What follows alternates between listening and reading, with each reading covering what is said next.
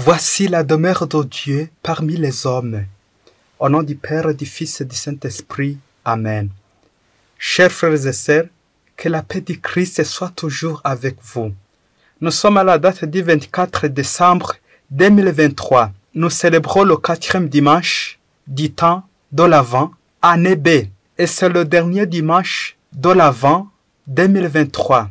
Les lectures qui nous sont proposées aujourd'hui nous aident à méditer sur la demeure de Dieu parmi les hommes. La première lecture est tirée du 2e livre du prophète Samuel, chapitre 7, 1 à 5, 8 à 12, 14, 16. Quand le roi habita sa maison et qu'il avait y accordé le repos alentour face à ses ennemis, le roi dit au prophète Nathan, « Voici donc j'habite une maison de cèdre et l'arche de Dieu habite sous une tente de toile. » Nathan répond au roi, « Va et fais tout ce que te tient au cœur, car Yahvé est avec toi. » Mais cette même nuit, la parole de Yahvé fut adressée à Nathan en ces termes. « Va dire à mon serviteur David, ainsi parle Yahvé, et c'est toi qui me construiras une maison pour que j'y habite. Maintenant donc, tu parleras ainsi à mon serviteur David. Ainsi parle Yahvé Sabaoth. C'est moi qui t'ai pris au pâturage, derrière le troupeau, pour être chef de mon peuple Israël. J'ai été avec toi partout où tu allais. J'exprimais devant toi tous tes ennemis. Je te donnerai un grand nom, comme le nom des plus grands de la terre. Je fixerai un lieu à mon peuple Israël. Je l'y planterai. Il demeurera à cette place. Il ne sera plus ballotté et des scélérats ne continueraient plus à l'opprimer comme auparavant, depuis le temps où j'instituerai des juges sur mon peuple Israël. Je t'ai accordé le repos face à tous tes ennemis. Yahvé t'annonce qu'il te fera une maison. Et quand tes jours seront accomplis et que tu seras couché avec tes pères, je leverai ta descendance après toi, celui qui sera issu de tes entrailles, et j'affermirai sa royauté. Je serai pour lui un père, et il sera pour moi un fils. Ta maison et ta royauté subsisteront à jamais devant toi. Ton trône sera affermi à jamais. Parole du Seigneur. Le psaume responsorial est le psaume 88. La deuxième lecture est tirée de l'épître de Saint Paul apôtre aux Romains, chapitre 16, versets 25 à 27. Le Seigneur soit avec vous.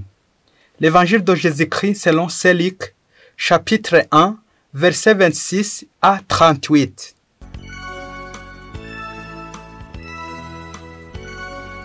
Le 6e mois, l'ange Gabriel fut envoyé par Dieu dans une ville de Galilée, du nom de Nazareth, à une vierge fiancée à un homme du nom de Joseph, de la maison de David. Et le nom de la vierge était Marie. Il entra et lui dit, « Régis-toi, comblée de grâce. Le Seigneur est avec toi. » À cette parole, elle fut toute troublée, et elle se demanda ce que signifiait cette salutation. Et l'ange lui dit, « Sois sans crainte, Marie, car tu as trouvé grâce auprès de Dieu. Voici que tu concevras dans ton sein et enfanteras un fils, et tu l'appelleras du nom de Jésus.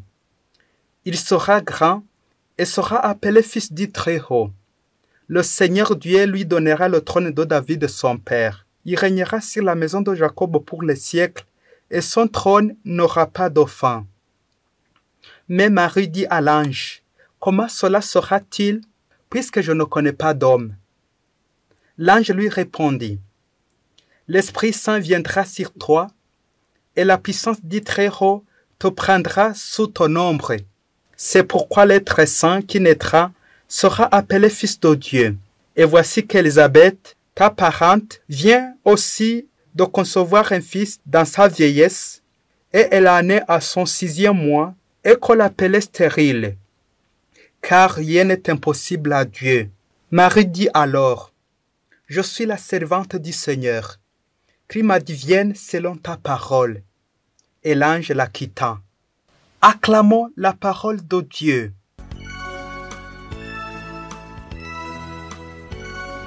Voici la demeure de Dieu parmi nous, parmi les hommes. Je voudrais habiter la maison de Dieu.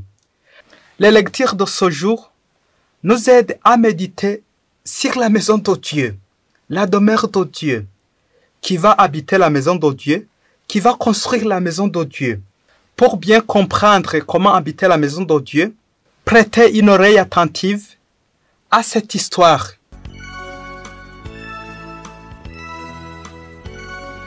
Un jour, dans une certaine ville, un homme riche avait une richesse énorme. Il organisa une fête pour célébrer son anniversaire et l'invitation fut adressée à ses amis intimes, ses collaborateurs, ses familiers et ses voisins. Presque tout le monde était invité parce que cet homme était très généreux. Mais le problème des invités persiste, où ces invités présentaient leurs inquiétudes en se posant beaucoup de questions, des questions concernant la contribution à l'invitation reçue de son patron, alors que cet homme ne manquait de rien. Cet homme était très riche. Cet homme qui nous invite est très riche. Il ne manque de rien. Il a presque tout. Et les invités se demandaient combien d'argent je peux trouver pour participer à sa fête, à son anniversaire. Quel cadeau je peux lui offrir alors qu'il a presque tout. Tout le monde s'inquiétait et fut tourmenté de cette invitation. Alors certains parmi ses convives, se décidant de se retirer et de ne pas être à la fête, car c'est très bizarre de participer dans la fête alors que tu n'as rien contribué. Les autres ont essayé d'avoir la contribution. Ils ont vendu leurs chats, leurs animaux domestiques pour trouver une somme très élevée, la plus présentable, je dirais, en face de cet homme riche pour participer à sa fête de l'anniversaire. Parmi tous ces invités, une seule personne se déclarant devant cet homme riche, juste une semaine avant la célébration de la fête, et il présenta ses excuses en disant que c'est impossible pour lui de trouver de quoi lui donner comme contribution à la fête, car il est très pauvre, mais il veut participer malgré sa pauvreté. Et cet homme pauvre ajouta, « Cependant, je n'ai que des forces physiques et je pourrais vous aider à creuser le trou pour des toilettes de convives, car je suis spécialiste à ça. Si vous me le permettez, mon maître. » Le Richard répliqua en s'exclamant, « Oh, très bien, mon fils. Votre contribution est très désirable et nécessaire aussi. » Aussitôt dit, aussitôt fait. Le Richard l'invita à venir lui montrer là où il va creuser ce trou. Il l'autorisa de commencer directement. Ce pauvre commença à creuser le trou. En arrivant à 5 mètres de profondeur, il trouva un sac très bon, très joli, enterré dans cette terre. Et aussitôt il appela le propriétaire du champ. Et l'homme riche, après avoir ouvert le sac, et bien sûr, il savait bien avant ce qui était dedans. Il dit à son serviteur, « Voilà que c'est un sac d'or. En creusant ici, j'avais voulu un bon moment de te donner. Maintenant, je vais te donner. J'avais tout, mais j'avais manqué celui qui pourra oser me demander, me rendre ce service, de creuser, de trouver, pour retrouver cet or que j'avais enterré. J'ai tout, mais je cherchais les gens qui s'approchent de moi et que je leur fais don. En invitant déjà à venir à ma fête, c'était pour les accueillir gratuitement sans rien payer. Car ce n'est pas leur contribution que je voulais, que je désirais, mais leur présence. Heureux es-tu, toi qui es venu en moi, et pour cela, je te promets que ta maison sera construite en or. Je te fais un cadeau d'une maison en or.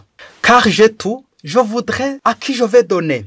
Moi, j'ai tout, je voudrais ceux qui s'approchent de moi et que je leur donne gratuitement sans rien payer. Chers frères et sœurs, Dieu a tout. Dieu, comme ce Richard, il garde ses bras ouverts pour nous accueillir, pour nous donner gratuitement sans rien payer. Beaucoup d'entre nous cherchent des offrandes, des cadeaux, des contributions à donner à Dieu, des maisons à construire à Dieu. Mais Dieu ne désire que nos cœurs, notre présence, notre cœur pour y faire sa demeure. Reconnaissons que nous sommes pauvres et pécheurs. Accueillons la bonté de Dieu. Nous n'avons rien à donner à Dieu. Chers frères et sœurs, où est la demeure de Dieu chez moi? Comme ces invités à la fête de cet homme riche, Dieu également fait invitation à David et à toi aussi, que lui-même va nous construire une demeure, une maison en or. Curieusement, de quelle matière est construite la maison de Dieu? La réponse se situe dans les saintes lectures de ce dimanche, 4e dimanche de l'Avent. Les lectures de ce dimanche mettent devant nos yeux des personnages majeurs de l'histoire du salut. Il s'agit de David et de Marie. Le premier, David, désirait construire une maison pour son Dieu, et l'autre, c'est-à-dire Marie, est elle-même la demeure que Dieu a choisie pour y habiter, la maison de Dieu pour habiter. Marie sera la maison de Dieu où Dieu va habiter. Chers frères et sœurs, pour comprendre le caractère unique de ce rôle de Marie, nous pouvons méditer encore la première lecture. Dans ce passage du livre de Samuel, on entend Dieu qui parle à David par le prophète Nathan. Il se cherche une demeure pour les humains. David, dans un premier temps, pense à une demeure de pierre, solide, la matière, et à l'épreuve du temps. Il pense à la maison construite en matière humaine. Mais Dieu, lui, en tant que Dieu, indique qu'il habitera plutôt dans la famille de David, la maison construite par Dieu lui-même. Il veut se bâtir une maison humaine et non pas une maison de pierre. C'est ce qui est affirmé dans les dernières phrases qui disent « Ta maison et ta royauté subsisteront toujours devant moi, ton trône sera stable pour toujours. » Amen. Alors, on peut se poser la question, qui rendra stable le trône de David? Bien sûr, c'est l'enfant que porte Marie. C'est qui? C'est le Messie. Le Seigneur Dieu lui donnera le trône de David, son père, dit l'ange à Marie, comme nous l'avons entendu dans l'évangile d'aujourd'hui selon saint Luc. Celui qui siégera sur le trône de David, c'est le Messie, c'est Jésus-Christ, ici de David. Il est l'envoyé promis et le Messie attendu depuis les siècles et des siècles. Dans l'évangile, l'ange vient annoncer à Marie et dit, « Voici que Dieu va concevoir et enfanter un fils. Tu lui donneras le nom de Jésus. Il sera grand, il sera appelé fils du Très-Haut. » Amen. La demeure de Dieu à Marie, mère de Dieu. Marie, annonce l'ange, devient la demeure du Fils de Dieu qui prend chair en elle. Elle le sera éternellement. C'est un rôle unique. Elle devient mère de Dieu comme le proclame le Concile d'Éphèse en 431. Théotokos, Mater Dei, mère de Dieu. Chers frères et sœurs, Noël n'est rien d'autre que l'apparition à la lumière de celui qui est la lumière du monde, Jésus-Christ, porté par Marie pendant 9 mois. Il est offert au monde, gratuitement, sans rien payer, mais il continuera de demeurer spirituellement en elle jusqu'à la fin de sa vie et même jusqu'à dans la gloire du ciel. Voilà, aucun homme ne pourra se déclarer bâtisseur de la maison de Dieu, comme David l'a fait, car la maison de Dieu n'est pas construite par les choses matérielles, palpables, que possède le roi David, mais surtout le don de son humble servante Marie, qui se donnera telle qu'elle est par son fiat. Fiat voluntas tua, que ta volonté soit faite. Marie a répondu à l'ange, je suis l'humble servante du Seigneur, qu'il me soit faite selon ta parole. Amen. Et comme ça Dieu entre dans les humains, et comme ça Dieu lui-même bâtit sa maison. Son Fils unique s'est fait chair dans le sein de la Vierge Marie. Amen. Dieu est riche, il veut nous donner. Dieu a tant aimé le monde qu'il a donné son Fils, son propre Fils, pour que le monde soit sauvé. Chers frères et sœurs, le temps de l'Avent nous aide à nous préparer à fêter Noël. Noël s'approche. Nous sommes invités à la fête, à l'anniversaire de Jésus. Depuis le début du temps de l'Avent, nous avons partagé les attentes de Jean-Baptiste, le précurseur, et ce dimanche, nous nous tenons tout près de Marie, la demeure de Dieu. Nous sommes nous aussi visités par l'ange qui vient de la part de Dieu nous annoncer que désormais nous sommes choisis comme demeure de Dieu. Dieu lui-même va nous construire sa maison. Tu es toi-même la demeure de Dieu où il habite.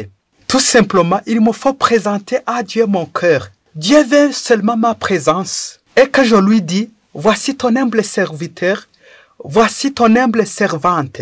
Est-ce que Dieu a construit sa demeure en toi? Ton cœur, ta conscience, rencontre avec Dieu. Jésus, le vrai temple de Dieu, qui frappe toujours à ta porte, spécialement au jour de Noël, il veut entrer demain. Ouvre ta porte pour qu'il demeure avec toi. Le riche par excellence, qui n'a pas besoin de contributions humaines, de cadeaux humains, de cadeaux matériels palpables, mais surtout ta présence et ta participation active. Seigneur mon Dieu, je suis présent dans ta fête de naissance. Joyeux anniversaire de 2024. Et toi, cher mon frère et ma sœur, dis à Jésus, joyeux anniversaire. Jésus, joyeux anniversaire. Seigneur, fais-moi ta demeure pour toujours. Amen. Que Dieu Tout-Puissant vous bénisse, le Père et le Fils et le Saint-Esprit. Amen. Abbé Masumbuko Ladislas, du diocèse de Cyangugu.